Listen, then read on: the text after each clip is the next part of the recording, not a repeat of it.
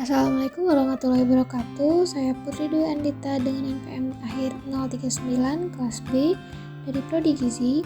Di sini saya akan menjelaskan tentang sentral dogma.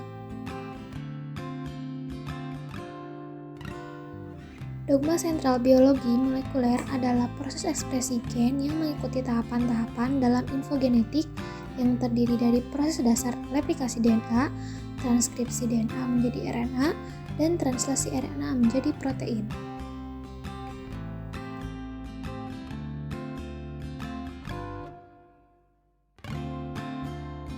Berikut adalah tahapan dogma sentral biologi.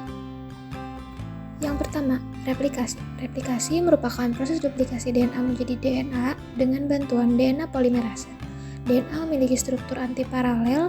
Beberapa jenis protein dan enzim yang terlibat dalam replikasi DNA adalah helikase, single strand DNA binding protein, primase, DNA polimerase, girase, dan ligase.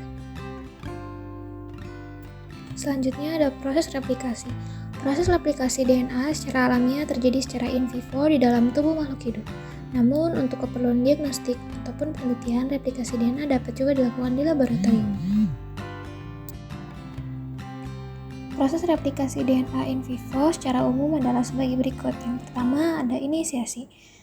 Dalam proses inisiasi, struktur DNA yang double helix diputuskan ikatannya oleh enzim DNA helikase membentuk DNA dengan untaian tunggal. Proses awal pemutusan atau titik awal replikasi ini disebut dengan ORI atau the origin of replication dan akan membentuk percabangan untaian struktur DNA replication fork. Tahapan yang kedua adalah sintesis primer. Struktur DNA tunggal yang terbentuk distabilkan oleh protein-protein pengikat DNA yang disebut dengan single strand binding protein atau SSBP. Tahapan yang ketiga ada sintesis leading strand. Pada tahap ini DNA polimerase 3 mengenali 3-OH akhir primer RNA dan menambahkan nukleotida komplementer baru seperti garpu replikasi berlangsung. Nukleotida baru ditambahkan secara terus-menerus sehingga menghasilkan untai baru. Tahapan keempat ada sintesis lagging strand. Pada untai berlawanan, DNA disintesis secara terputus dengan menghasilkan serangkaian fragmen kecil dari DNA baru dalam arah 5 ke 3. Fragmen ini disebut dengan fragmen Okazaki yang kemudian bergabung untuk membentuk sebuah rantai terus-menerus nukleotida. Untai ini dikenal sebagai lagging strand atau untai tertinggal. Tahapan selanjutnya yang kelima adalah penghapusan primer. Kegiatan ini dilakukan oleh enzim DNA polimerase 1. Ini khusus menghilangkan primer RNA melalui 5 ke 3 aktivitas eksonukleasenya dan menggantikan mereka dengan deoksiribonukleotida baru 5 ke 3 aktivitas polimerase DNA. Tahapan selanjutnya yang keenam adalah ligase. Setelah penghapusan primer selesai, untai tertinggal masih mengandung celah atau nick antara fragmen Okazaki berdekatan. Enzim ligase mengidentifikasi dan segel nick tersebut dengan menciptakan ikatan fosfodiester antara 5 fosfat dan 3 gugus hidroksfil fragmen yang berdekatan. Kemudian yang ketujuh, terminasi atau tahapan terakhir replikasi. Replikasi berhenti di lokasi terminasi khusus yang terdiri dari urutan nukleotida yang unik. Urutan ini diidentifikasikan oleh protein khusus yang disebut TUS yang mengikat ke situs tersebut. Ketika helikase bertemu protein TUS, maka helikase akan terlepas, begitu juga dengan SSBP dan proses replikasi akan terhenti. Tahapan sentral dogma yang kedua adalah transkripsi. Transkripsi adalah proses pemindahan informasi genetik dari ruas DNA ke RNA. Berikut adalah mekanisme transkripsi. Tahapan transkripsi yang pertama adalah tahap inisiasi. Tahap inisiasi dari proses translasi yaitu pengikatan RNA pada subunit kecil ribosom. Selanjutnya, subunit kecil ribosom ini akan berjalan sepanjang ribosom hingga bertemu dengan kodon start atau AUG, asam amino metionin. Ketika subunit kecil ribosom telah bertemu dengan kodon start, maka subunit kecil akan berhenti pada kodon tersebut. Selanjutnya, subunit besar ribosom datang dan berikatan dengan subunit kecil ribosom sehingga terjadi pembentukan kompleks antara subunit besar dan subunit kecil ribosom. Tahapan kedua adalah elongasi.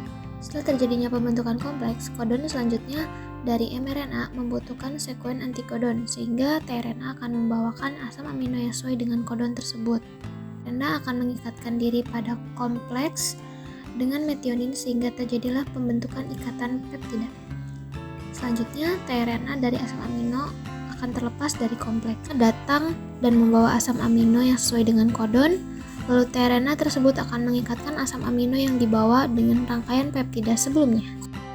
Selanjutnya, pada tahap terminasi, tidak ditemukan atau tidak ada tRNA yang membawakan asam amino yang memiliki antikodon dari kodon stop, yaitu UAG, UAA, dan UGA. tRNA akan dilepaskan oleh faktor terminasi, subunit kecil dan subunit besar akan terlepas dari kompleks, serta akan digunakan untuk proses transisi selanjutnya. Tahapan ketiga sentral dogma adalah translasi. Proses translasi merupakan sintesis protein dari mRNA. Mekanisme translasi adalah sebagai berikut. Yang pertama, inisiasi.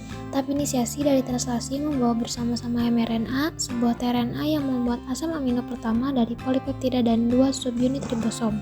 Pertama, subunit ribosom kecil mengikatkan diri pada mRNA dan tRNA inisiator khusus. Nah, inisiator yang membawa asam amino metionin melekat pada kodon inisiasi. Selanjutnya, lebih jelasnya dapat dilihat pada gambar.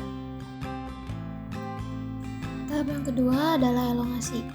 Terjadi dalam siklus 3 tahap. Yang pertama, pengenalan kodon.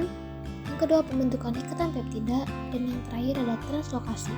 Translokasi ini adalah tRNA di tempat A sekarang terikat pada polipeptida yang sedang tumbuh, ditranslokasikan ke tempat P. Terakhir, di tahap yang ketiga adalah terminasi translasi. Yang pertama, ribosom mencapai kodon terminasi pada untai RNAD. Selanjutnya, polipeptida lepas dari ribosom, polipeptida bebas, dan 2 subunit ribosom dan komponen lainnya akan terpisah-pisah. Baik, seperti itulah penjelasan dari saya mengenai sentral dogma. Terima kasih. Wassalamualaikum warahmatullahi wabarakatuh.